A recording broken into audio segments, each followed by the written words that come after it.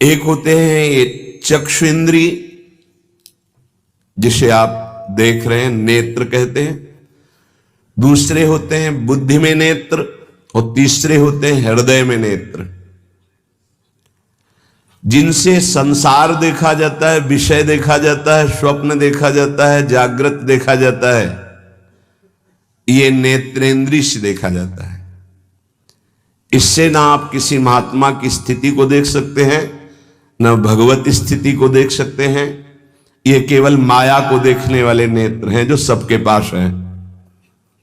चक्षु इंद्रिय, ये इससे आप किसी की स्थिति नहीं देख सकते, इससे आप परमात्मा दर्शन नहीं कर सकते, इससे आप तत्व दर्शन नहीं कर सकते। ये केवल ब्रह्मा के द्वारा रचे हुए नेत्र, ब्रह्मा की रचना को ही देख सकते हैं, बस। आगे है बुद्धि नेत्र, ये ज्ञान नेत्र हैं। जब बुद्धि में ज्ञान नेत्र प्रकाशित होता है तो तत्व बोध होता है, और भक्तों के हृदय नेत्र खुलते हैं। ही के नयन निहारे, हृदय के नेत्र जब खुलते हैं तो प्रिया प्रीतम की रूप माधुरी, लीला माधुरी, ये उसके नेत्रों में, इन नेत्रों में झलकते हैं। अंदर के दो नेत्र जब ज्ञान चक्षु खुलते हैं तो सर्वत्र आत्म तत्व का दर्शन करता है, अपने स्वरूप का अनुभव करता है, ब्रह्म तत्व का अनुभव करता है। जब हृदय के नेत्र खुलते हैं तो सर्वत्र चिद चिद लक्षणम सर्वम राधा कृष्णमयम जगत, वो तत्व को राधा कृष्ण के रूप में, जिससे गोस्वामी जी सिया राम में। लेकिन इन नेत्रों से ये दोनों बातें नहीं देखी जा सकती, और इन्हीं नेत्रों से ये दोनों बातें देखी जा सकती हैं जब बुद्धि के नेत्र खुल जाए और हृदय के नेत्र खुल जाए। उपासक हृदय के नेत्र खोलने का प्रयास करें। बहुत भोजन शुद्ध, बड़ी कृपा है, आकाशवृत्ति से जीवन चलता है, श्री जी को भोग लग करके मिलता है, परम पवित्र है। अब जो बात करें, पाते समय उपास्य देव के सिवा अन्य कोई विचार नहीं रह जाना चाहिए, ये ध्यान उपासक दे।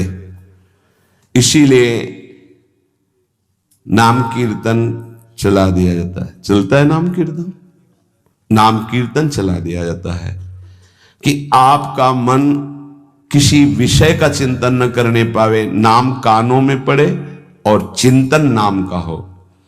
जब हम भोजन के साथ भजन चलाते हैं तो वो भोजन जब पचता है तो नस नस में परम पवित्रता और भजन के परमाणु फैलाता है। अब जैसे आजकल भोजन की प्रथा, जूता मोजा वही शौच में पहन के गए हैं, वही लघुशंका में, और वही होटल में बैठ के वैसे ही जूता मोजा, वही कपड़े, वैसे ही बनाने वाला क्या भाव वाला है, कैसी पवित्रता रखता है, और पाने वाला क्या भाव रखे हैं और कैसी पवित्रता है, इन सब का प्रभाव भोजन पे पड़ता है। अगर भोजन ठीक नहीं तो बुद्धि निर्णय नहीं कर पाएगी ठीक। हृदय के नेत्र खुलने के बाद तो बहुत दूर रही, इन नेत्रों से भी सही नहीं दिखाई देता, गंदा ही दिखाई देने लगता है। इन नेत्रों में गंदगी बढ़ जाती है। जिसकी तरफ देखो तो वासना की दृष्टि से देखो, दोष दृष्टि से देखो, राग द्वेष की दृष्टि से देखो, ब्रह्म दृष्टि, भगवत दृष्टि उसकी नहीं आ सकती। ये बहुत जरूरी है। अरे कहीं भागा थोड़ी जा रहा है भोजन, धैर्य पूर्वक चिंतन करते हुए, नाम चल रहा है तो उसी नाम का चिंतन करते हुए। अब जैसे अपने लोग पूर्वाभ्यास तो पद चला लिया, बड़ी सुविधा रहती है। पद, कोई बड़ा पद ले लिया और मानसिक पद गुनगुना भी रहे हैं, चिंतन भी कर रहे, प्रसाद भी पा रहे। कोई पद उठा ले, बड़ा पद, देखत नौ निकुंज सुन सजनी लागत, प्रथम यथामति प्रणव बिहरत दो प्रीतम कुंज। अब जब तक पद पूरा नहीं होगा तो भागेगा नहीं, और भागेगा तो पद नहीं पूरा होगा, पकड़ हो जाएगी। अब पद चल रहा है, प्रसाद पा रहे हैं, तो कभी कभी प्रसाद पाते पाते आंसू चल रहे हैं, प्रसाद पा रहे हैं, पद चल रहा है। अब वो भोजन क्या करेगा? प्रसाद नस नस में जाकर भागवतिक भाव संचरित करेगा। अब आप प्रसाद पा रहे हैं, किसी द्वेषी का चिंतन कर रहे हैं, गुस्सा आ रही, अब नस नस को वो क्रोध से युक्त करने वाली वृत्ति पैदा करेगा। आप प्रसाद पा रहे हैं, कोई काम चिंतन कर रहे हैं, वही प्रभाव आपके अंदर पड़ेगा।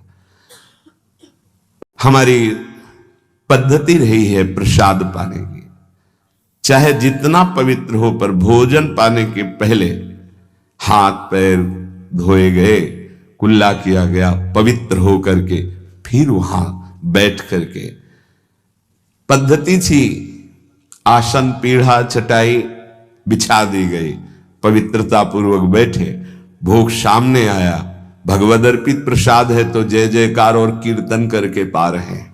अगर वो ऐसी जगह से मिला है, भगवद अर्पित नहीं है, तो अपने सामने 1 मिनट रुककर भगवद अर्पित करते हैं, फिर जय जयकार इष्ट की, गुरुदेव की, भगवान नामों की गूंज करके फिर पाते। वो प्रसाद हमारे हृदय में पवित्र भाव पैदा करेगा, भजन बढ़ेगा। भजन से ही हृदय के नेत्र खुलते हैं, भजन से हृदय के नेत्र, और हृदय के नेत्रों से ही प्रियालाल का दर्शन होता है, प्रियालाल का लीला चिंतन होता है। जो अपनी नस नस में नाम, पवित्रता, भक्ति, ज्ञान, तो भोजन में बहुत सावधान रहिए। ये 24 घंटे के लिए हमारे विचारों को अपवित्र या पवित्र करेगा भोजन। अगर अशुद्ध भोजन हो गया तो 2-3 दिन तक तो विक्षेप पड़ेगा ही। अगर बहुत ही निषिद्ध भोजन हो गया तो हो सकता है कि भजन भी रुक जाए, विक्षेप क्या रुक जाए, ऐसा ऐसा भोजन होता है। भोजन बहुत संभाल के, भले भूखा रहना पड़े तो अच्छा है 1-2 दिन, पर ऐसा भोजन ना होने पावे जो हमारे भजन को छीण करे।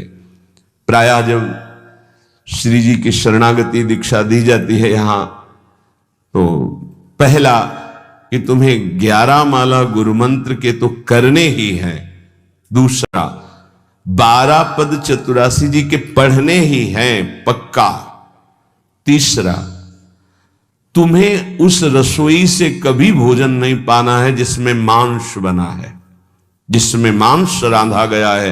भले तुमको वहां दाल रोटी खीर और ये सब बना के दे, पर वो सात्विक भोजन नहीं होगा, वो राक्षसी भोजन होगा, क्योंकि वो रसोई अपवित्र है, उसके पात्र पवित्र। ये दीक्षा के समय दिया जाता है।